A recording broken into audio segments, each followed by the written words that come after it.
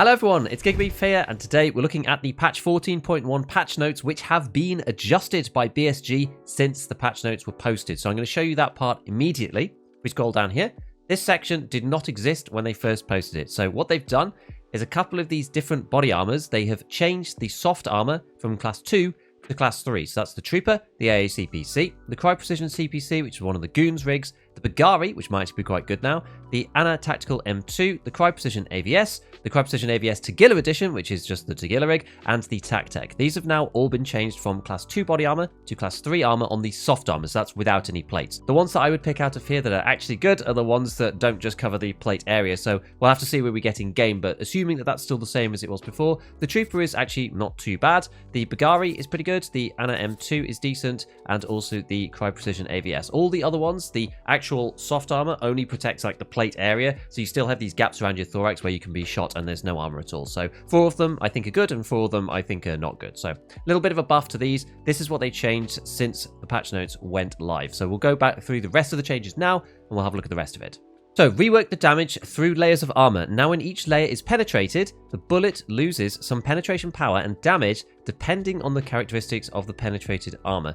This is good because basically what was happening previously, as I showed in my APM video, was beforehand you had a piece of armor, and when you got shot, even if a bullet penetrated, the old system always reduced some of the damage, even if the round went through. Say you had a bullet with 60 damage and it hit a plate, well, it might actually only do 45 once it penetrates. So that's the way the old system worked. Since the previous patch that BSG put through, this stopped working for plates. So if you hit them with 60 damage and it penetrated through a plate, it would literally just do 60. And this has some big implications because of the thorax HP being 85. This makes a difference between 2 shots and 3 shots sometimes, or 3 shots and 4 shots. So it can actually matter.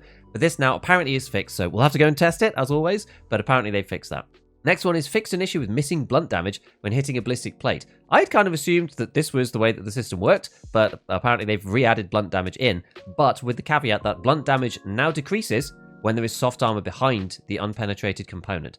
So if you get hit on a plate and then there's soft armor behind it, it seems like the blunt damage is going to be much smaller than if you get hit just on a plate on its own, or if you get a round absorbed into, say, a U-lay and there's nothing else behind it. So it's probably still going to be quite small, but we're going to have to see exactly how much that is by testing it in game.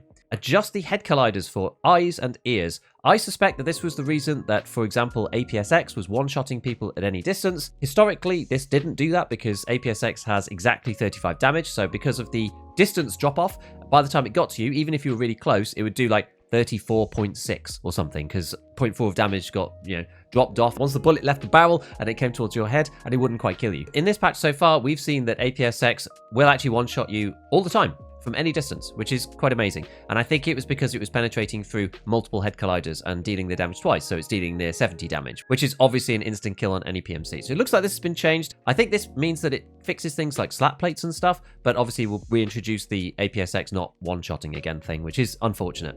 Remove the possibility for bullets to pierce through the character's thorax and stomach. I don't know whether this means that some of the double damage stuff has been fixed, because again, I suspected that there was multiple hitboxes happening. Occasionally you get a one-shot kill if you shot somebody in the thorax with a bullet that did less than 85. There was always the possibility that it might be fragmentation, but as far as we've seen, fragmentation doesn't still work on PMC thoraxes, so I'm not really sure. Maybe this will make it slightly more consistent than it was previously. We're going to have to test it and see. Adds the fits existing text to the ballistic plate inspector to display which armor the plate fits into. This seems kind of cool. This is like when you've got a mod for a gun and you go on the little drop down which says this fits to these guns in your stash already. It should show which armors that the plate goes in when you do the drop down, which can make it a little bit easier to mod your armors. Added the ability to fit the Granite BR4 and the BR5 plates into the Wartech TV110 and the TV115. I don't think this really matters because I think both of these armors are garbage anyway, because the soft armor only covers the plate area. But these 2 plates, these are Eastern plates, but they've got the Sappy style model, and they do fit into some armors like the Osprey and things like that, and the ANA M2, but now they fit into these 2 as well.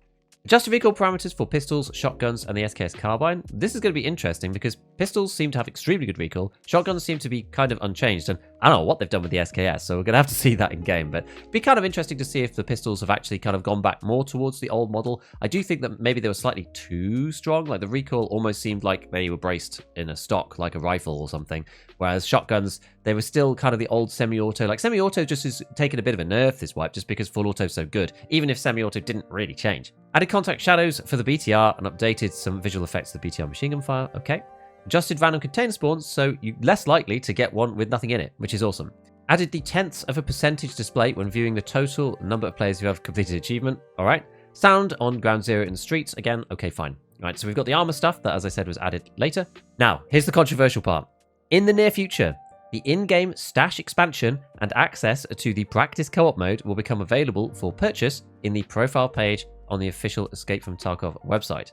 Purchase of additional stash lines will be available regardless of the game edition, presumably including EOD.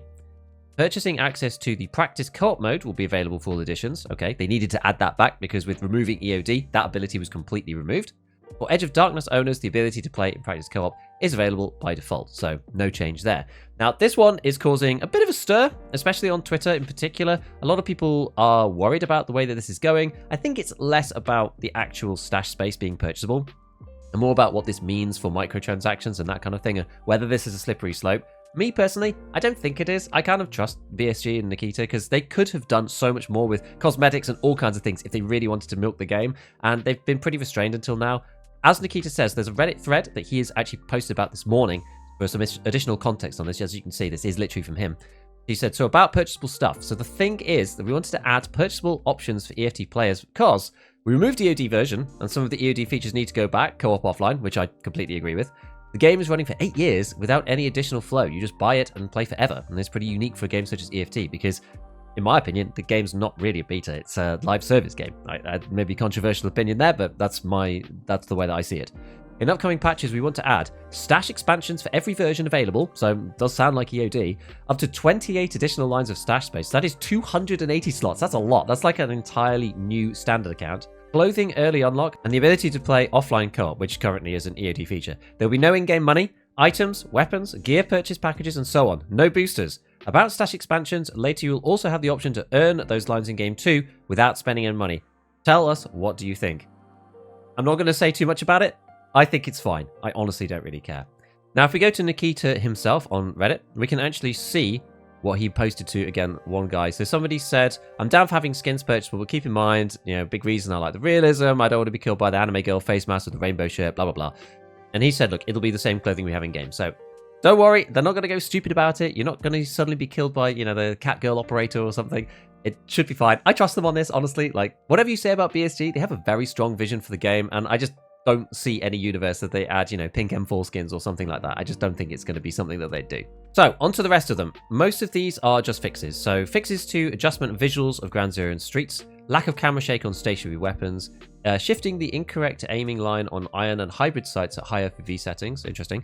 This one is particularly annoying. Fixed the weapon getting stuck sideways when switching from one sight to another while aiming in the left shoulder stance. This happened to me all the time. You could get out of it, but normally I just ended up throwing my gun on the floor because it was easier and picking it back up again. But apparently that's fixed, which is good. Fix the distance to the sight when shooting in the left shoulder stance at FOV 75. I'm intrigued about what this exactly means because my FOV isn't 75. I run at like 61 or something. And the distance to the sight is different at all FOVs, not just at 75. So we'll have to see exactly what that looks like in game. Fix the lack of camera sway in left shoulder stance. Okay, fine. Fix some bugs in vaulting mechanics. Okay, fine. Possibility of taking damage from snipers inside the BTR. Fix the logic where BTR would start firing at nearby players. I don't know what the new rules are going to be on this, but presumably it's not just I'm going to randomly kill you, which is sort of how it works now. So that's good. Ability to transfer restricted items to other players using the BTR. So I guess that's the way of avoiding some of the RMT restrictions, because you're not allowed to drop stuff, say like a red rebel on the floor, but you could put it in the BTR and then somebody else could take it out the BTR, I imagine. They're probably fixing that. Error pop-up viewing player profiles. Fix the availability of Lightkeeper services for players who've not completed the starting quests or with the reputation. All right. Fix the ability to activate Lightkeeper services immediately after unlocking them without restarting the game, which we know is a general problem for questing. Normally you have to restart the game or something sometimes to get the quest to actually appear. Incorrect player animations with stationary weapons. Hands frozen after stationary weapons. Error loading a double-barreled shotgun from the secure container with ammo. Very specific one. Fix the reload through the context menu during magazine check that resulted in the locking of magazine slots. Good. Fix the narrow display in thermal scopes. I'm not actually sure what this relates to. I've not seen that myself, but okay. I'm sure in the comments you can tell me what that was for, because I've not really played with thermals much this way. Fix the incorrect positioning of the Magpul SLK buttstock in some tubes. Incorrect display of face shields for other players in certain cases. Error after replacing an equipped helmet with the same helmet with a different flashlight. Ability to quickly return from left or right lean if using smooth lean after using normal lean. I'm going to have to think about that one. Fix the incorrect movement of AI speed in certain cases. Incorrect cultist behavior after attacking with melee. Possibility of AI falling through the ground. That's quite funny.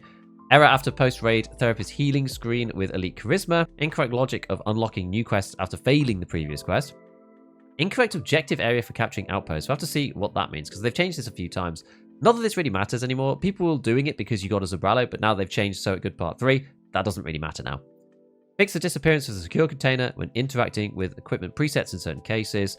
Incorrect logic of inviting a player to the lab if they don't have a keycard. Display of fog in optics after using thermals. IR flashlights in optical sites. Insurance and fan raid icons. I guess this one in particular, the display in insurance, is say you insure everything and then you load into a match, but then you back out beforehand. When you go back in, it looks like your stuff's not insured, even though it still is. So you don't actually have to insure it again. Hopefully that's fixing that. Blinking of achievements. White text overlay on the background on the language selection screen. Error when inverting the mouse on the x-axis. Infinite loading after loading into a raid. Ability to open a locked door without key using breach. Adjusted damage from fire and barbed wire. This is interesting because this one, you were getting a ton of damage, especially if your head went through like the barbed wire or the fire. And the suspicion was that this was because of the addition of all the extra hitboxes, but I assume that they've just turned it down a little bit. You used to be able to die almost straight away at the beginning of patch 14 as soon as you touched fire or barbed wire. So we'll see if that's fixed, and fix the possibility of generating a player scav with no equipment. So there you go. A whole bunch of changes. Really good stuff. So as always, have fun in your raids.